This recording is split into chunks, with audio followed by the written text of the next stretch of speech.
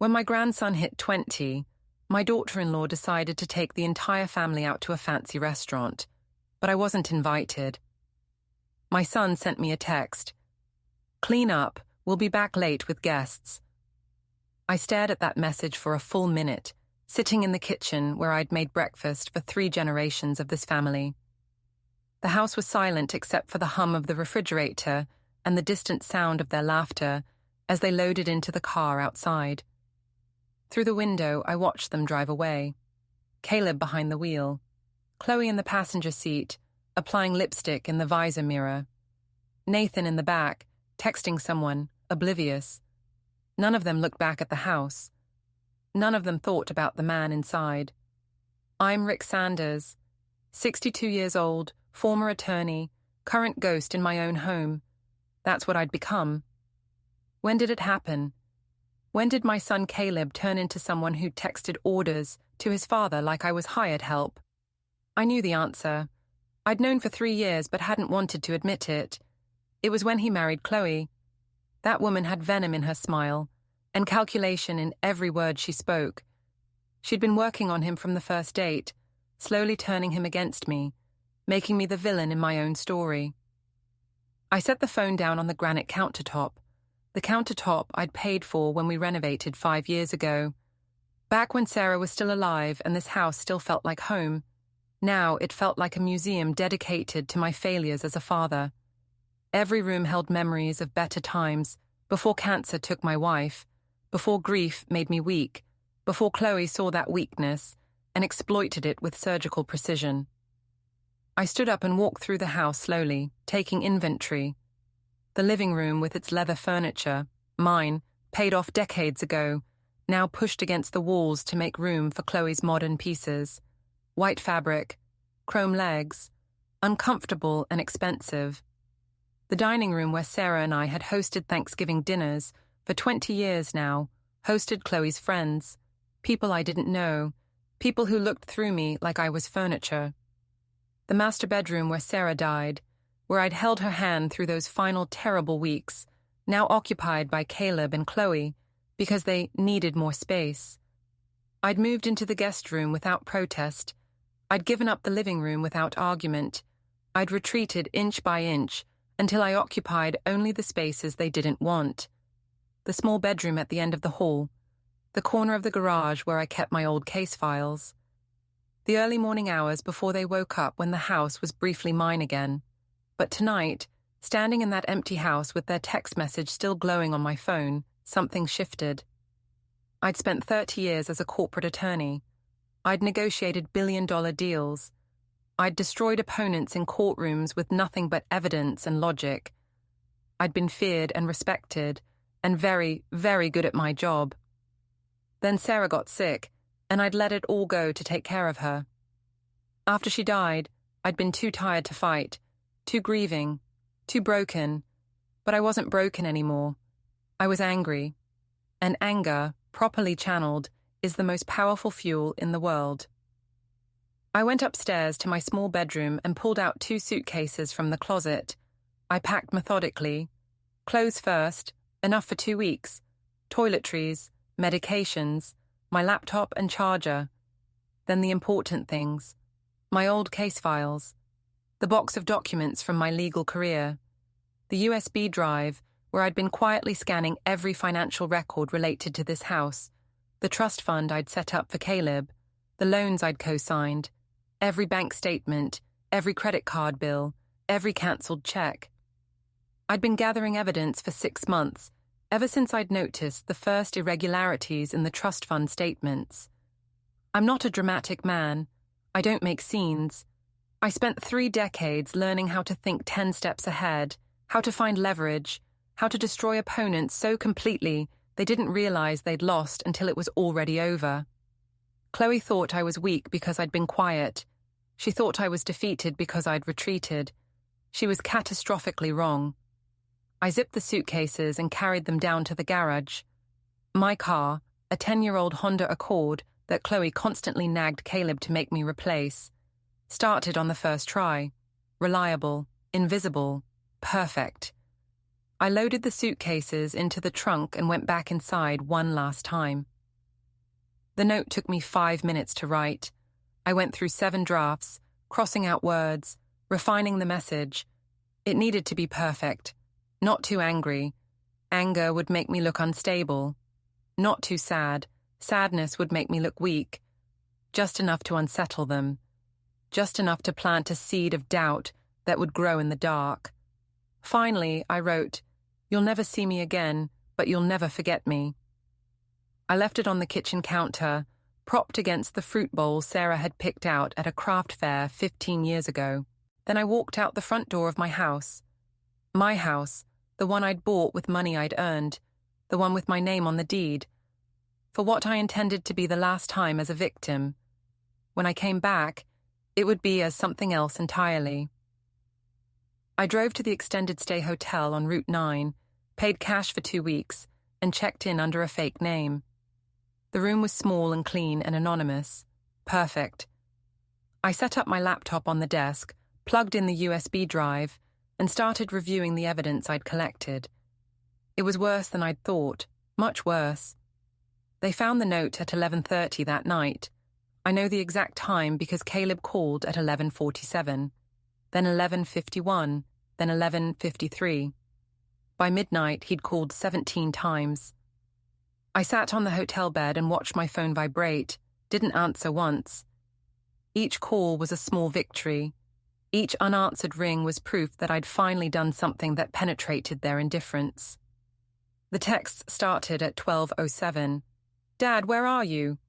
This isn't funny. Chloe's freaking out. We need to talk. You can't just leave. Mum would be ashamed of you." That last one almost made me pick up. Almost. Sarah would have been ashamed, all right. Ashamed of what our son had become. Ashamed that I'd let it happen. Ashamed that it took me 3 years to fight back. I didn't sleep that night.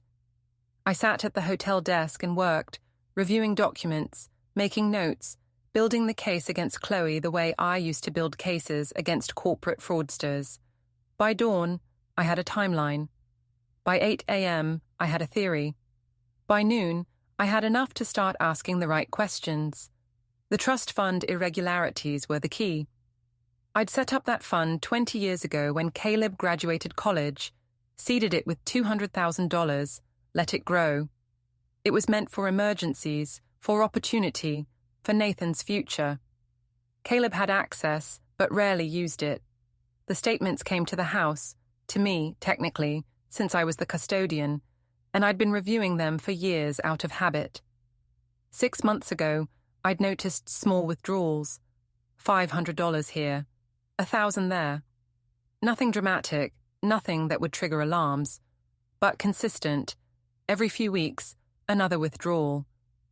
I'd asked Caleb about it casually, and he'd shrugged, said Chloe was handling some home repairs, some investments, some opportunities. He hadn't seemed concerned. But I was a lawyer. I knew how embezzlement worked. Small amounts, regular patterns, flying under the radar, until suddenly the account was empty. I'd started tracking the withdrawals in a spreadsheet. Over 18 months, they totaled $47,000. $47,000 that had gone somewhere, and Caleb couldn't tell me where when I'd pressed harder last month. He'd gotten defensive. Said I was being paranoid. Said Chloe was better with money than I gave her credit for. Said I needed to let go and trust them. That conversation had been the catalyst. The moment I'd decided to stop trusting and start investigating. I'd followed Chloe twice, carefully from a distance. The first time, she'd driven to Lucky 7 Casino, 40 miles away. She'd been inside for 3 hours. The second time, River's Edge Gaming, 60 miles in the other direction. Another 3 hours. I'd checked her credit cards. She didn't know I still had access to the household accounts, and found more casino charges. Different locations, different amounts. But the pattern was clear. She was gambling, with Caleb's money, with Nathan's future. But it was worse than that. Gamblers are impulsive, messy, emotional. Chloe was none of those things. She was controlled, calculating, precise. which meant she wasn't gambling. She was doing something else. I needed help to figure out what, and I knew exactly who to call. I picked up my phone and dialed a number I hadn't called in 5 years. "David Marsh," the voice answered. "It's Rick Sanders." There was a long pause. Then, "I'll be damned. Heard you dropped off the face of the earth." "Not off, just hiding." I took a breath. "I need help." "What kind?" "The kind that ruins lives." Another pause. "Where are you?" "Extended stay on Route 9, room 247. "Give me an hour." He hung up. I sat back and waited. David Marsh had been my law partner for 15 years before we'd had a falling out over a case. He'd wanted to settle. I'd wanted to fight. We'd fought. Not about the case, but about the principle. About what it meant to be a lawyer. About when to compromise and when to burn everything down. We'd said things we couldn't take back. We'd gone our separate ways. But David was the best investigator I'd ever known. He had contacts everywhere. Private investigators, forensic accountants, hackers who operated in the grey areas of the law. If anyone could help me dig up the truth about Chloe, it was him. He arrived in 45 minutes, looking older and greyer, but still sharp-eyed. He sat down in the hotel room's single chair and looked at me. "You look like hell," he said. "I feel reborn." I pulled out my laptop and the files. "I need everything you can find on Chloe Sanders, formerly Chloe Martin. Financial records, employment history, social media, phone records if you can manage it, everything." "Your daughter-in-law?" "The woman who's been systematically destroying my family for 3 years." David leaned forward, interested now. "Tell me everything." I did. The whole story.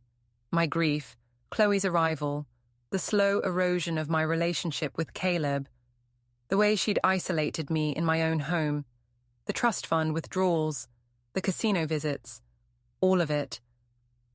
When I finished, David was quiet for a long moment. Then he said, "You've changed."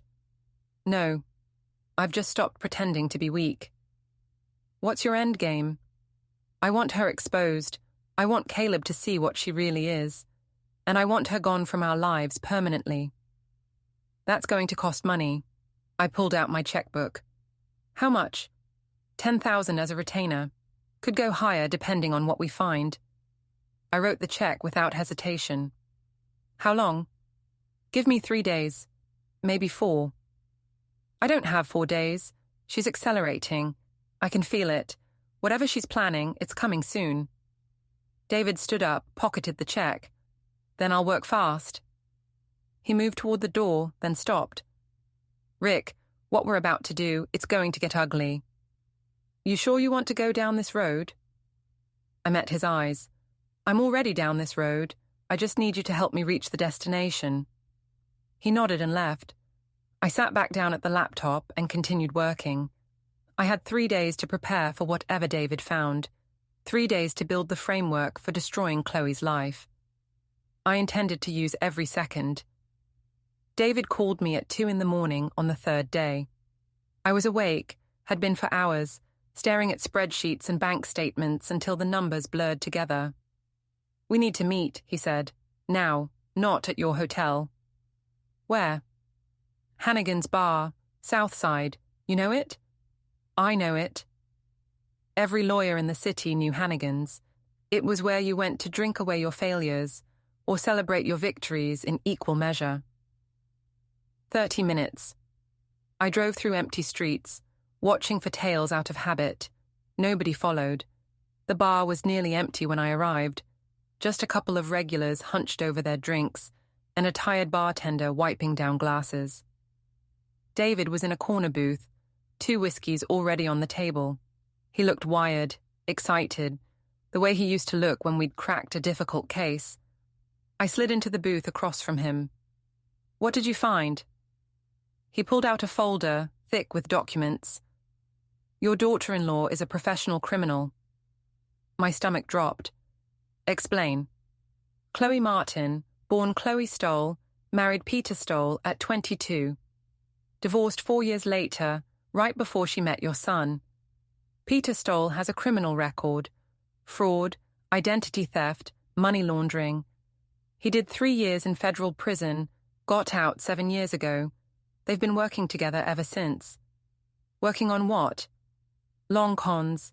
They target wealthy men, particularly widowers or divorcees, vulnerable targets. She marries them, gains access to their finances, and bleeds them dry over 2 to 3 years. Then she disappears. They've done it at least 4 times that I can prove. I felt cold all over. 4 times. James Rodriguez in Connecticut, Marcus Webb in New Jersey, Noah Chen in Pennsylvania. Your son is number 4. David pulled out photographs. Here's Chloe at Rodriguez's daughter's wedding. Here's her at Webb's father's funeral. Here's her with Chen at a charity gala. Different hair, different style, same woman. I stared at the photos. She looked different in each one, blonde instead of brunette, professional instead of casual, demure instead of confident. But it was her. The same calculating eyes, the same predatory smile. How much did she take from them? Rodriguez, 1.2 million. Webb, 800,000. Chen, 600,000. She's gotten better at hiding it, more sophisticated. With your son, she's been more careful. Smaller amounts, longer timeline, but the pattern is the same. Where's the money going? That's the interesting part. David pulled out more documents. She's not keeping it. She's running it through casinos, Lucky 7, River's Edge, Atlantic Star. But she's not gambling. She's laundering. She takes cash from the trust fund, exchanges it for chips, plays a few hands to make it look legitimate, then cashes out. The clean money goes to an offshore account in the Cayman Islands. From there, it gets wired to shell corporations in Delaware and Nevada. Who owns the shell corporations? Peter Stoll, her ex-husband. He's the brains. She's the face. They've been running this operation for almost a decade. I sat back, trying to process it. My son hadn't just married a woman who was manipulating him. He'd married a professional con artist, a criminal, someone who'd researched him, targeted him, planned this entire thing before they'd even met. How much has she taken total? I asked. From the trust fund? I can prove 47,000. But there's more. She opened credit cards in Caleb's name, maxed them out, paid the minimums to keep them off his radar. Another 60,000. She took out a home equity line of credit, forged his signature, I'm guessing. Another 100,000. She's liquidated some of his investments, shifted money between accounts to hide the movement. Conservative estimate? She's taken $250,000 over 3 years. Jesus Christ. There's more. David's face was grim. She has a storage unit in Lakewood. I got inside. How? You don't want to know. He pulled out his phone, showed me photos. Cash. At least $300,000 in cash. Multiple fake IDs with her photo and different names. Passports. American, Canadian, British. Burner phones. A gun. And documents. Bank statements. Property records. Identification papers. For her next target. She's planning to run. Soon. I'd guess within the next month. Maybe sooner. She's been accelerating the withdrawals from the trust fund. She knows she's almost tapped out. Once she gets everything she can, she'll disappear. I looked at the photos of the storage unit, the stacks of cash, the fake passports, the evidence of a life built on fraud and betrayal. Can we get her arrested? Yes, but... David hesitated. But what? If we go to the police now, Caleb goes down too. He's the account holder on the trust fund. The home equity line is in his name. Even if he didn't know, he'll be liable. Best case, he loses everything fighting to prove his innocence. Worst case, he goes to prison as an accomplice. She's been setting him up. From the beginning, she has emails, text messages, documents that make it look like he was involved. They're fake, I can prove that. But it would take months in court. Your son would be destroyed financially and reputationally before we could clear him. So what do we do? David leaned forward. We get her to confess. On tape. We get her to admit everything. The fraud, the money laundering, the fake documents, all of it. Then we go to the FBI with the recording and the evidence from the storage unit. They arrest her. Peter stole too. And we have clear proof that Caleb was a victim, not an accomplice. She'll never confess. She will if she thinks she has leverage. David pulled out a final document. This is a quitclaim deed. You sign over your share of the house to Caleb and Chloe. You remove yourself from all accounts. You disappear from their lives permanently. She wants you gone, Rick. She's been working on that for 3 years.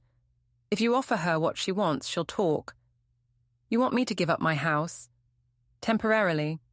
Once she's arrested, the deed is invalid because it was obtained under duress. You'll get everything back, but in the moment, she needs to believe she's won. I looked at the document. The house Sarah and I had bought 30 years ago. The house where I'd raised my son. The house I'd been slowly pushed out of, room by room, year by year. Signing it over, even temporarily, felt like surrender. But it wasn't surrender. It was strategy. The same strategy I'd used in courtrooms for 3 decades. Give them something they want to make them overconfident. Let them think they've won. Then destroy them when their guard is down. Get me a recording device, I said. Something small. Something she won't find. Already done. David pulled a tiny device from his pocket. State-of-the-art. Voice-activated. Good for 8 hours of recording. Clips to the inside of your jacket pocket. She'll never know it's there. When do we do this? Tomorrow. I'll call her from a burner phone. Pretend to be an attorney representing you. Tell her you want to meet to discuss a settlement. She'll agree. She wants this over. Where? Somewhere public. Coffee shop. Diner. Lots of witnesses, but enough privacy to talk. You need to push her. Make her angry. Angry people make mistakes. I nodded slowly. The plan was solid. The evidence was overwhelming. If I could get her on tape admitting what she'd done, we had her. One more thing, David said. I contacted the FBI. They've been investigating Peter Stoll's operation for 6 months. They know about the money laundering, the shell corporations, all of it. They just haven't been able to prove the connection to Chloe. With what we have, they can arrest both of them. How long? Once we have the recording, 24 hours, maybe less. I picked up the whiskey and drained it. It burned going down, sharp and real. Let's do it.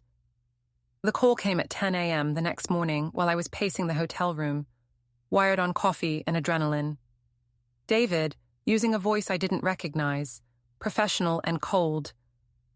Mrs. Sanders, my name is James Mitchell. I'm an attorney representing Richard Sanders in a family matter. He'd like to meet with you to discuss a settlement. Would you be available this afternoon? I couldn't hear her response, but I saw David nod. 3 o'clock at Murphy's Diner on Route 22. Excellent. Mr. Sanders will see you then. He hung up and looked at me. She's coming. She tried to bring Caleb, but I told her this was between you and her. She agreed too quickly. She wants this. She thinks she can control me. Let her think that, right up until we destroy her. We spent the next 3 hours preparing. David went over the questions I needed to ask, the topics I needed to push. He tested the recording device a dozen times, made sure it was working perfectly. He gave me a backup device just in case. He made me practice staying calm, keeping my voice level, not giving away anything that would make her suspicious. Remember, he said as we drove to the diner in separate cars, you're defeated. You're tired. You just want out. That's the role. She needs to believe you're broken. I am broken, I said. That part won't be hard to fake. Murphy's Diner was a greasy spoon that had been on Route 22 since before I was born. Cracked vinyl booths, laminated menus, coffee that tasted like motor oil. Perfect neutral territory. I got there 20 minutes early, took a booth in the back with a clear view of the door, and ordered coffee I didn't drink. Chloe arrived at exactly 3 o'clock. She was dressed carefully, jeans and a sweater, nothing too fancy, trying to look like the concerned daughter-in-law instead of the predator she was. She slid into the booth across from me and took off her sunglasses. Her eyes were cold. "Rick," she said. "Not Dad, not Father. Rick." Like I was a stranger. "Thank you for coming." I almost didn't. She ordered coffee from the waitress without looking at her. "What do you want?" "I want out. Completely. I'll sign over my share of the house. I'll remove myself from all accounts. I'll disappear. You'll never have to see me again." She studied me, looking for the trap. "Why?" "Because I'm tired. Because I can't live in that house anymore. Because you've won." I let my voice crack a little. Not too much, just enough. "You turned my son against me. You made me a stranger in my own home. I don't have the energy to fight anymore. What do you want in return?" "Nothing. Just peace. Just to be left alone." She laughed. It was an ugly sound. "You expect me to believe that? You're just going to walk away and ask for nothing?" "I'm 62 years old. My son hates me. What do I have left to fight for?" I leaned forward. "I'll sign whatever you want. I just need you to be honest with me first." "Honest about what?" "The money." I watched her face carefully. "I know you've been taking money from the trust fund. I've seen the statements. I just want to know how much. I won't do anything about it. I just need to know." Her expression didn't change. "I don't know what you're talking about." $47,000 in 18 months. Lucky 7 Casino, River's Edge Gaming, Atlantic Star, small withdrawals, regular pattern. It's there in black and white, Chloe. You've been spying on me. I've been protecting what's mine. That money is Caleb's. That money is Nathan's future, and you've been stealing it. I kept my voice calm, reasonable. I'm not judging. I'm not threatening. I just want the truth before I walk away. How much did you take? What did you do with it? Just tell me that, and I'll sign the papers and disappear. She stood up abruptly. This conversation is over. Sit down. My voice was harder now. Or I send everything I've found to the state attorney's office. Money laundering carries 10 years minimum in federal prison. Vincent Keller's operation has been under investigation for 6 months. You think they won't flip you the second they have evidence? She sat, slowly. Her face was pale now. I don't know anyone named Vincent Keller. Really? Because my investigator says otherwise. He says you've been running money through casinos for Keller's gambling operation. He says you take cash from the trust fund, exchange it for chips, play a few hands, then cash out and wire the clean money to offshore accounts. He says you've been doing this for 3 years. He says you're good at it. Your investigator is wrong. Is he? I pulled out my phone, showed her a photo of the storage unit. What about this? $300,000 in cash, multiple fake passports, documents for shell corporations. That's not a hobby, Chloe. That's a criminal enterprise. Her hands were shaking now. Where did you get that? Does it matter? I have it. I have all of it. Bank records, casino logs, phone records showing calls to Peter Stoll. Your ex-husband, the convicted felon you're still working with. I have everything. You're bluffing. Try me. I leaned back. Here's what's going to happen. You're going to tell me everything. Every transaction. Every meeting with Keller and Stoll. Every dollar you've moved. And in exchange, I'll give you 24 hours to disappear before I turn over the evidence to the FBI. You can take your money and run. Start over somewhere else. But you leave my son alone. You leave my family alone. Forever. She stared at me for a long moment. Then she laughed again. That bitter, ugly sound. You know what your problem is, Rick. You think everyone plays by rules. You think the law matters. You think justice exists. It doesn't. Money matters. Power matters. And you have neither anymore. I have enough to destroy you. And I have enough to destroy Caleb. She pulled out her phone, scrolled, then turned it to face me. On the screen was an email from Caleb's account. Transfer complete. Kay sends thanks. When was this? 6 months ago. There are dozens more. Emails, text messages, documents showing he knew everything, that he approved every withdrawal, that he helped me set up the shell corporations. She put the phone away. You exposed me. I tell the prosecutors your son was my partner. He goes to prison right alongside me. Is that what you want? I forced my face to stay neutral, even though my mind was racing. The emails were fake. They had to be. Caleb wasn't sophisticated enough to be involved in something like this, but proving they were fake would take time. Time Caleb would spend in jail. Time Nathan would spend watching his father be destroyed. So what do you want? I asked. You sign over the house, you disappear, and you keep your mouth shut. Forever. Because if you don't, if you say one word to the police, to the FBI, to anyone, I make sure Caleb goes down as hard as possible. I'll testify that he was the mastermind, that I was just following his orders, that he threatened me, manipulated me, forced me to help him. And who do you think they'll believe? The pretty young wife or the entitled rich boy? I stood up slowly. My hand touched the recording device in my pocket, making sure it was still there. I need time to think about this. You have 24 hours. After that, I go to the police myself and tell them Caleb has been embezzling from his own trust fund. I have evidence. I have documentation. I'll make sure he loses everything. You'd do that to your own husband. He's not my husband. He's a mark. She stood too, grabbed her purse. 24 hours, Rick. Then I burn his life to the ground. She walked out of the diner. I sat back down, my hands shaking. The recording device had captured everything, every word, every threat, every admission. She'd just confessed to fraud, money laundering, conspiracy, and extortion. I had her, but she also had leverage against Caleb. Fake evidence, but evidence that would take months to disprove. We needed to move fast. I pulled out my phone and called David. I got it, I said, all of it. Meet me at the hotel. We need to move now.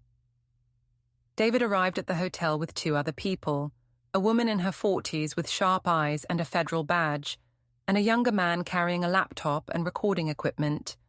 They set up in my room while I paced, too wired to sit. This is Agent Sarah Reeves, FBI Financial Crimes Division, David said. And this is Marcus Chen, forensic accountant. They've been investigating Peter Stoll's operation for 6 months. What you got today, that's the missing piece. Agent Reeves listened to the recording 3 times, making notes. When it finished, she looked up at me. This is good. Very good. She admits to the money laundering, the offshore accounts, the fake documents. With this and the evidence from the storage unit, we can arrest her tonight. What about Caleb? I asked. She has fake emails that make him look complicit. We know they're fake, Marcus said, not looking up from his laptop. I've been analyzing the metadata since David sent me the files yesterday. The emails were sent from an IP address in Newark. Your son hasn't been to Newark in 5 years. She created a dummy account that looks like his and sent messages to herself to create a paper trail. Can you prove it? Already have. He turned the laptop to show me a detailed forensic analysis. Date stamps don't match. IP addresses are wrong. Email headers have been altered. A competent defense attorney could tear this apart in 5 minutes. But she'll still try to use it, Agent Reeves said. She'll tell prosecutors your son was involved, make us waste time investigating him while she tries to flee. We need to move fast, tonight. What do you need from me? We need you to stay out of the way. She stood up. We'll arrest Chloe at the house. We'll arrest Peter Stoll simultaneously. We'll seize the storage unit contents, and we'll bring in Vincent Keller for questioning. This whole operation is coming down tonight. What about Caleb? What do I tell him? Nothing yet. We need Chloe to think everything is normal until we're ready to move. Can you keep quiet for the next 6 hours? I nodded, even though every instinct screamed to call my son, to warn him, to explain. But Agent Reeves was right. If Chloe suspected something was wrong, she'd run. We'd lose her and maybe never get her back. "There's one more thing," David said. "The quitclaim deed. I need you to sign it." "Why? We have the evidence. We don't need to give her anything." "Because it's part of the case. She tried to coerce you into signing over your property using threats against your son. That's extortion. It adds years to her sentence." He pulled out the deed. "Sign it. Date it today. We'll use it as evidence that she was actively engaged in fraud up until the moment of her arrest." I signed. My hand was steadier than I expected. The house Sarah and I had built our lives in, signed away with a stroke of a pen. But it wasn't real. None of it was real. Just paper and ink and legal maneuvering. "What happens now?" I asked. "Now we wait," Agent Reeves said. "The arrest team moves at 9 p.m. Be somewhere public. Somewhere with witnesses. We don't want Chloe accusing you of being involved in her arrest." "Where should I go?" "The library," David suggested. "Public, cameras, perfect alibi." So that's what I did. I went to the public library at 7 p.m. and sat in the reading room with a book I didn't read. I watched the clock on the wall tick through the minutes. 7:30, 8, 8:30. My phone was silent. The library was quiet. I tried to focus on the words on the page, but they swam together meaninglessly. At 9:07 p.m., my phone buzzed. A text from David. "It's done. She's in custody." I sat there for another 5 minutes, letting it sink in. 3 years of manipulation. 3 years of watching Chloe destroy my relationship with my son. 3 years of quiet rage and careful planning. All of it culminating in one moment. One arrest. I drove back to the extended stay, packed my things and checked out. Then I drove to the one place I needed to be. The house was ablaze with lights when I pulled up at 10 p.m. Police cars were gone, but I could see movement through the windows. I sat in my car for a full minute, working up the courage to go inside. This was it, the moment where everything either came together or fell apart completely. I used my key, they still hadn't changed the locks, and walked inside. Caleb was in the living room, sitting on one of Chloe's uncomfortable modern couches, head in his hands. Nathan was next to him, looking young and scared. They both looked up when I entered. "Dad," Caleb said. His voice was hollow. "I know what happened. The FBI arrested Chloe. They said she's been stealing from me, from us. They said she's a criminal. They said she's done this before. To other people." He looked up at me. "Did you know?" "I suspected. For 6 months I've been investigating." 6 months. He stood up, his face reddening. 6 months and you didn't tell me. You wouldn't have believed me. You would have defended her. You would have chosen her over me, like you've been doing for 3 years. He flinched like I'd hit him. "That's not fair." "It's completely fair." I set my bag down. "When was the last time you listened to me, Caleb? When was the last time you treated me like your father, instead of like an inconvenience? You sent me a text ordering me to clean the house while you celebrated Nathan's birthday without me. You pushed me out of my own bedroom. You let her redecorate my home, spend my money, isolate me from my own family. So no, I didn't tell you what I suspected, because you wouldn't have heard me." Nathan stood up. "Grandpa, the FBI agent said you helped them. They said you gathered evidence." "I did. Why didn't you come to us?" Caleb's voice broke. "Why didn't you tell me what was happening?" "Because I tried, Caleb.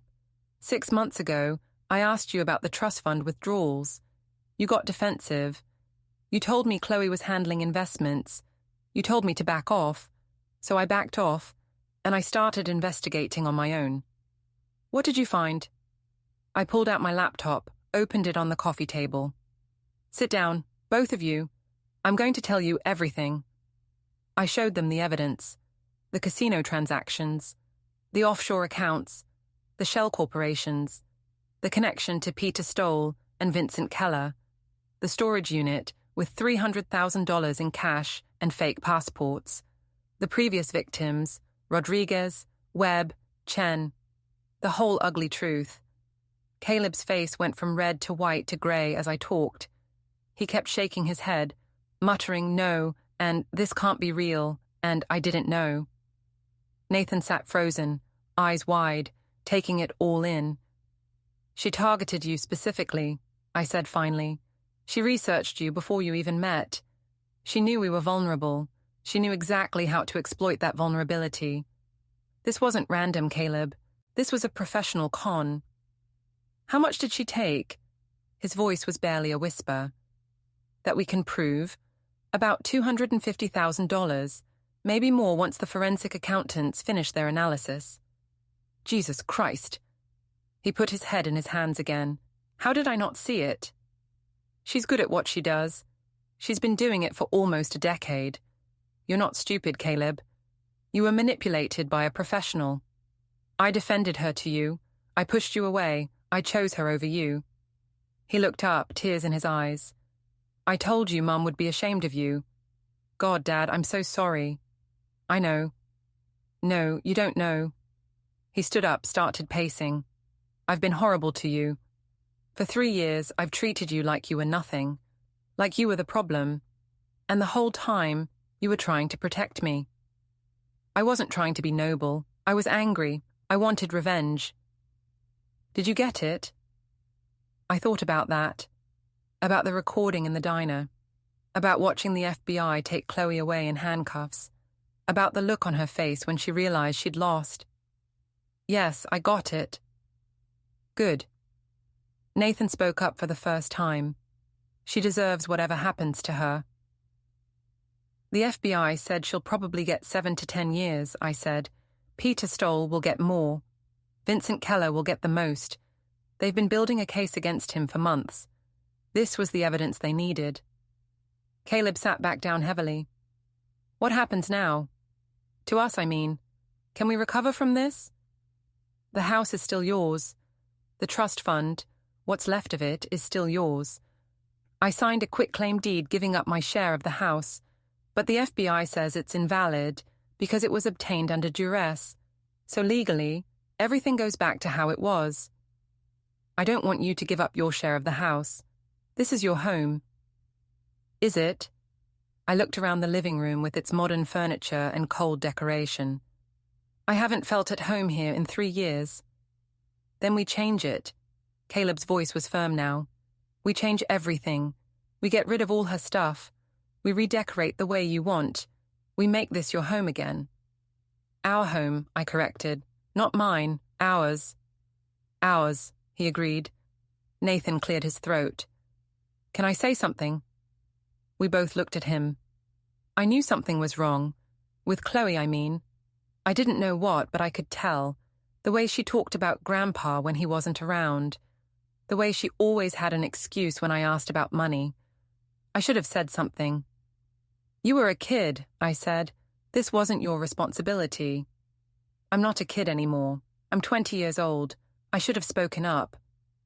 Maybe, Caleb said quietly, but I'm your father. I should have listened. I should have seen what was happening. I'm the one who failed both of you.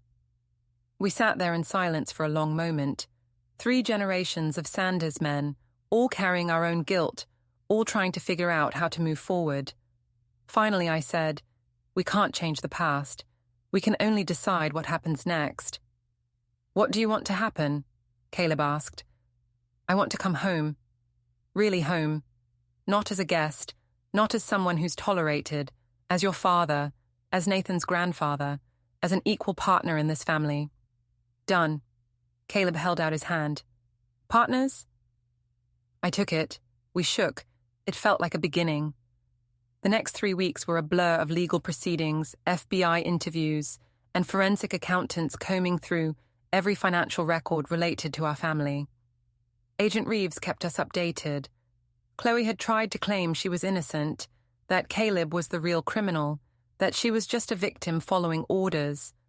But the evidence was overwhelming. The recording I'd made, the storage unit contents, the fake emails, proven fake by Marcus Chen's analysis, the testimony from the other victims, Rodriguez, Webb, Chen, who all identified her from photographs. Peter Stoll cut a deal with prosecutors. He testified against Chloe and Keller in exchange for a reduced sentence. 5 years instead of 15. He told them everything. How they'd developed the con, how they chose their targets, how they'd been running the operation for almost a decade. It was cold, calculated, and absolutely damning. Vincent Keller went to trial. He lost. 15 years in federal prison for money laundering, racketeering, and conspiracy. His entire operation collapsed. Dozens of people were arrested. Millions of dollars in assets were seized. Chloe took a plea deal. 7 years in federal prison, no parole, complete restitution. Not that she had anything left to pay with. The offshore accounts were frozen and seized. The storage unit cash was confiscated as evidence. Everything she'd stolen was gone. "Is it enough?" Caleb asked me the day the plea deal was announced. We were sitting in the kitchen, drinking coffee, the way we used to before Chloe. "Nothing would be enough," I said honestly. "She stole 3 years of our relationship. She poisoned you against me. She nearly destroyed this family. 7 years in prison doesn't fix that. But it's something. It's something." We started therapy, both of us individually, and together as a family. The therapist, Dr. Patricia Klein, was a no-nonsense woman in her 60s who didn't let us hide behind excuses or deflect blame. "You're both grieving," she told us in our 3rd session. "Rick, you're grieving the loss of your wife and the relationship you used to have with your son. Caleb, you're grieving the woman you thought you married and the 3 years you wasted. Until you both acknowledge that grief and process it, you can't move forward." She was right. The sessions were hard, brutal sometimes. How I'd retreated into myself, how Caleb had looked for connection anywhere he could find it, even in the arms of a woman who was using him. How we'd both made mistakes that let Chloe exploit us. "She didn't create the problems in your relationship," Dr. Klein said. "She exploited existing cracks. The grief, the communication breakdown, the distance between you. Those things were already there.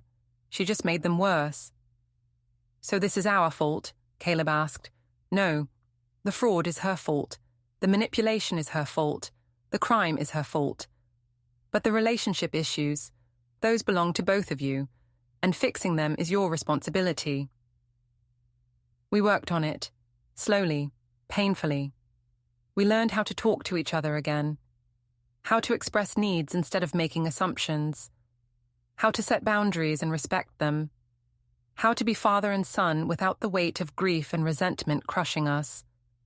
Nathan went back to college, but came home every few weeks. He was doing better. Therapy helped him too. He talked about how Chloe's arrest had shaken his worldview, made him question everything he thought he knew about people. But he was resilient. He was dating someone new, a nursing student named Amy, who seemed kind and genuine. Caleb and I both vetted her carefully, maybe too carefully, but Nathan understood why. The house changed too. We got rid of Chloe's furniture, donated it all to charity. We brought back some of the old pieces from storage. We repainted, we replanted the garden together, the 3 of us digging in the dirt on a Saturday afternoon, arguing about which roses to plant and whether the tomatoes should go near the fence or by the patio. It felt like home again. Slowly, not perfect, not the same as before, but something new and maybe better. 6 months after Chloe's arrest, David called me. "You need to see something," he said. "Can you meet me at my office?" I drove over, curious. David's office was downtown, sleek and modern. He'd done well since our partnership ended. The receptionist knew me, waved me through to his corner office with its view of the city. "What's this about?" I asked. He handed me a folder. "Remember how I said Chloe had done this to 4 victims? Rodriguez, Webb, Chen, and your son?" "Yes." "There were more, 5 more. We found them when the FBI started digging deeper into Peter Stoll's records. Accounting going back 12 years. 9 victims total. Your son was just the most recent. I opened the folder. 9 names, 9 faces, 9 men who'd been targeted, manipulated, robbed. How much total? Over $4 million. Jesus. Some of them never reported it. They were embarrassed. They didn't want their families to know they'd been conned. Some of them suspected but couldn't prove anything. One of them, David pointed to a name, James Mitchell, committed suicide, left a note saying he couldn't live with the shame of what she'd done to him. Indirectly. But yes. David sat down behind his desk. The FBI is reopening all these cases. Chloe's plea deal might get thrown out. She could be facing additional charges. Good. I thought you'd want to know. You stopped her, Rick. If you hadn't investigated, if you hadn't gathered evidence, she'd still be out there. She'd have finished with Caleb and moved on to victim number 10. You saved whoever that would have been. I hadn't thought about it that way. I'd been focused on protecting my family, on getting revenge, on making Chloe pay for what she'd done to us. But David was right. We'd stopped her. We'd prevented her from destroying another family. How are things with Caleb? David asked. Better. Not perfect, but better. We're learning how to be around each other again. And you? How are you? Tired. I smiled slightly. But good. I feel like I can breathe again. You ever think about coming back? To law? No, I'm done with that life. I did what I needed to do with Chloe. That was enough. You were always the best investigator I knew. Best strategist, too. You haven't lost it. Maybe not, but I don't want it anymore. I stood up. I want to be a grandfather. I want to help Caleb rebuild his life. I want to plant roses and argue about tomatoes. That's enough for me now. David walked me to the door. If you ever change your mind, I won't, but thank you. I drove home. Home, not the hotel, not somewhere else, but home, and found Caleb in the kitchen making dinner. Something with chicken and vegetables that smelled good. He'd been learning to cook, taking classes at the community center, trying to build a life that wasn't centered around work and status and the things Chloe had valued. David called, I said. There were more victims, 9 total. Caleb stopped chopping. 9? Over 12 years, $4 million. Oh, God, he set down the knife. We were number 4. If you hadn't stopped her... Don't think about that. It's over. She's in prison. She can't hurt anyone anymore. Because of you. Because we worked together. You, me, David, the FBI. All of us. He went back to cooking, but I could see his hands shaking slightly. I keep thinking about that night, when you left, when we came home and found your note. I was so angry. I thought you were being dramatic, punishing us. I was punishing you, in a way. We deserved it. Maybe. But I should have tried harder to communicate before I left. I should have fought for our relationship before it got that bad. Dr. Klein would say we both should have done a lot of things differently. Dr. Klein would be right. He smiled at that. We were learning how to joke about the therapy, about the mistakes, about all of it. Not in a way that minimized what had happened, but in a way that let us move forward without drowning in guilt. Nathan came home that weekend with Amy. She was quiet, observant, studying to be a pediatric nurse. She asked good questions and didn't shy away from the difficult topics. When Nathan told her about Chloe, because of course he had to tell her, she'd asked to see photos of Sarah. She'd said she could see where Nathan got his eyes, his smile. Small things, but they mattered. We had dinner together, the 4 of us around the dining room table that had been Sarah's pride and joy. The conversation flowed easily. Nathan talked about school. Amy talked about her clinical rotations. Caleb talked about the classes he was teaching at the community college. He'd left his corporate job, couldn't stomach the world Chloe had valued anymore. And I talked about the garden, about the roses that were finally blooming. Grandma would have loved those roses, Nathan said. She would have, I agreed. She always wanted that corner of the garden to be full of color. We sat there in comfortable silence for a moment. Then Amy said, Can I ask something? About what happened? Of course, Caleb said. How did you get through it? All of you. Most families would have fallen apart. We almost did, I said honestly. We were barely speaking when Chloe was arrested, but we decided to fight for each other instead of against each other. That made all the difference. It must have been hard. The hardest thing I've ever done, Caleb said. Harder than losing Mom. Because this was my fault. I chose Chloe. I pushed Dad away. I let her poison our family. It wasn't your fault, I said. We've talked about this. I know, but sometimes I still feel like it was. That's normal, Amy said. Survivors of manipulation often blame themselves. But you're not responsible for someone else's choice to hurt you. She was good for Nathan. Good for all of us, maybe. Someone from outside who could see clearly without the weight of our history. A year after Chloe's arrest, I got a letter. It was forwarded through the FBI. She wasn't allowed to contact us directly, but she could write through official channels if we consented to receive the letters. I'd checked a box saying yes without really thinking about it. Now, holding the envelope, I wasn't sure I wanted to read it. Caleb was sitting across from me at the kitchen table. What is it? Letter from Chloe. His face hardened. Throw it away. Maybe I should read it first. Why? What could she possibly have to say that matters? I don't know, but I'm curious. I opened it. The letter was handwritten, 2 pages, neat and controlled.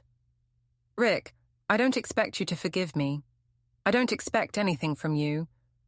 But I wanted you to know that I understand what I did.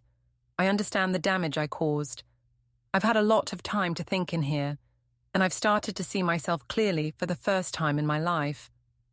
I was 12 when my father lost everything in a bad business deal. We went from middle class to homeless in 6 months. I watched my mother break down, watched her beg, watched her become someone I didn't recognize. I swore I would never be powerless like that, never be at someone else's mercy. So I learned how to take power, how to manipulate, how to survive by taking from others before they could take from me. Peter taught me the technical skills, but the mindset was already there.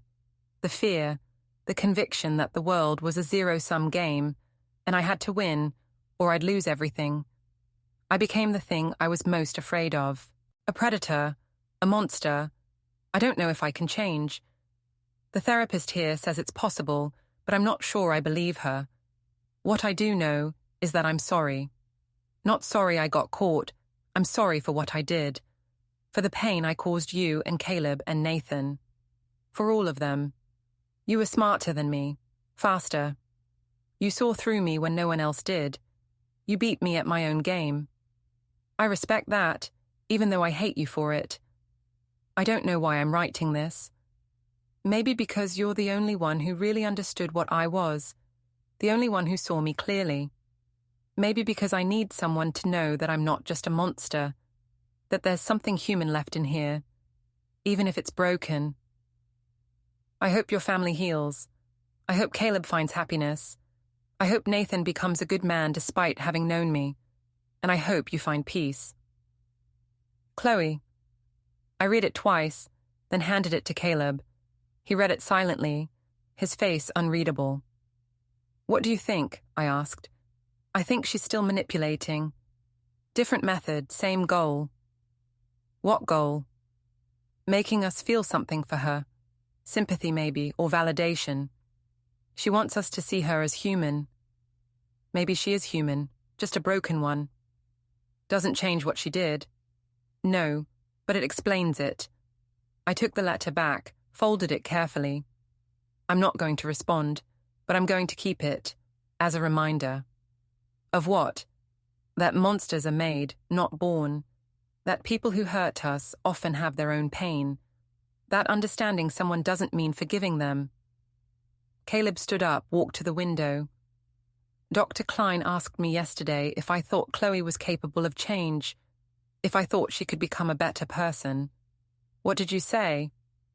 I said I didn't know and I didn't care, that it wasn't my responsibility to worry about her redemption, that my responsibility was to heal and protect my family. That's a good answer. Yeah, he turned back to me. But the truth is, I do care. Not about her specifically, but about whether people can change. Because if they can't, then what's the point of any of this? The therapy, the work we're doing, all of it. If we're just stuck being who we are. People can change, I said firmly. We're proof of that. You've changed. I've changed. We're not the same people we were a year ago. No, we're not. He smiled slightly. We're better. We're trying to be better. That's all anyone can do. Nathan graduated that spring. We threw a party at the house, a real party this time, with family and friends and people who actually cared about us. Nathan gave a speech thanking us, talking about resilience and family and overcoming hardship. He didn't mention Chloe by name, but everyone knew what he was talking about. My grandfather taught me that you don't give up on family, he said. Even when it's hard, even when it would be easier to walk away. You fight for the people you love. You do the hard work. You show up. I caught Caleb's eye across the room. He was crying. So was I. After the party, after everyone left, the three of us sat in the living room, now redecorated with comfortable furniture and family photos, and talked about the future. Nathan was starting a job in the city. Amy was finishing her nursing degree. They were moving in together. Caleb was dating someone new, taking it slow, being careful, and I was just living, day by day, trying to be present. Do you think Mum would be proud of us? Nathan asked suddenly. I thought about Sarah, about how she'd loved fierce and fought hard and never gave up on the people she cared about. Yes, I said, she'd be proud of how we survived, how we fought for each other, how we're still here. I miss her, Caleb said quietly. Me too. Me three, Nathan added. Outside, the roses bloomed in the garden Sarah had planned. Inside, we were finally home. 2 years after Chloe's arrest, I woke up on a Saturday morning to sunlight streaming through my bedroom window and the smell of coffee drifting upstairs. I got dressed and went down to find Caleb in the kitchen, making breakfast, eggs and toast and bacon, the way Sarah used to make it on weekend mornings. Morning, he said. Morning. I poured coffee, sat down at the table. What's the occasion? No occasion. Just felt like cooking. We ate in comfortable silence, reading the newspaper, commenting occasionally on articles. Normal, domestic, boring in the best possible way. I've been thinking, Caleb said after a while, about selling the house. I looked up, surprised. Why? Too many memories, good and bad. I think it might be time for a fresh start, for both of us. Where would we go? There's a place about 20 miles north, smaller town, nice community, houses with land. I thought maybe we could find something together, split it 50-50, real partners this time. I considered that, leaving the house Sarah and I had built, the house where we'd raised Caleb, the house where she'd died, and where Chloe had nearly destroyed us. It should have felt like losing something. Instead, it felt like possibility. Okay, I said, let's do it. We spent the next 3 months house hunting. We looked at dozens of places, too big, too small, too expensive, too run down. Finally, we found it. A farmhouse on 5 acres, old but solid, with room for gardens and privacy. 2 master bedrooms on opposite ends of the house. A big kitchen. A workshop in the barn that Caleb thought he could convert to a studio. We bought it together, split the down payment, both names on the deed, equal partners. Moving day was chaos. Nathan and Amy came to help. David stopped by with pizza. We packed up 30 years of life, sorted through memories, decided what to keep and what to let go. Some of Sarah's things we kept, some we donated. The house sold quickly, a young family with kids who would fill it with new memories. The farmhouse felt empty at first, too much space, too quiet, but we filled it slowly. Furniture from the old house mixed with new pieces, photos on the walls, books on shelves. Caleb set up his studio in the barn and started painting, something he'd always wanted to do but never had time for. I planted a massive garden, rows of vegetables and beds of roses. Nathan and Amy got engaged.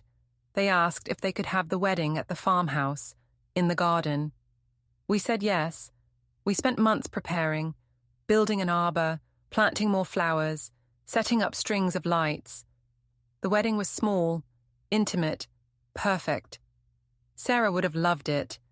Standing there watching Nathan marry Amy, with Caleb next to me and the sun setting over the garden, I felt something I hadn't felt in years. Peace. Not because everything was perfect, it wasn't. We still had hard days. We still went to therapy. We still sometimes struggled with the ghosts of what Chloe had done. But we were okay. More than okay. We were a family again. 3 years after leaving that note on the kitchen counter, I sat on the porch of the farmhouse and watched the sunset. Caleb was in his studio, working on a painting. Nathan and Amy were coming for dinner tomorrow. The garden was full of blooming roses, red and white and yellow, just like Sarah had always wanted. My phone rang. Agent Reeves. "Rick, I wanted to let you know. Chloe's up for parole review." My stomach dropped.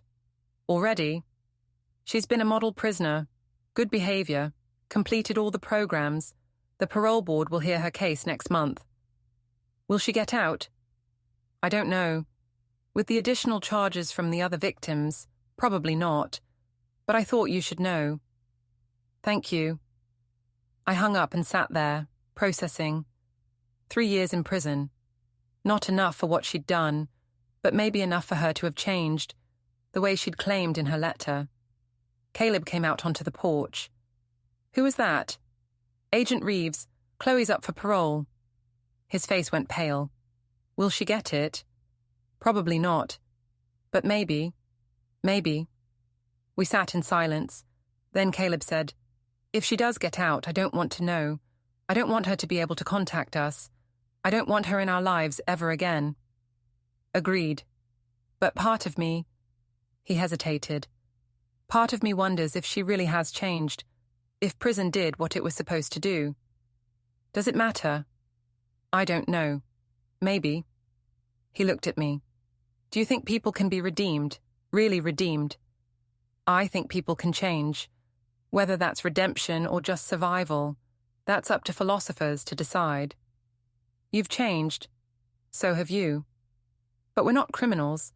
We didn't hurt people the way she did." "No, but we hurt each other, and we found our way back. That's its own kind of redemption." He nodded slowly.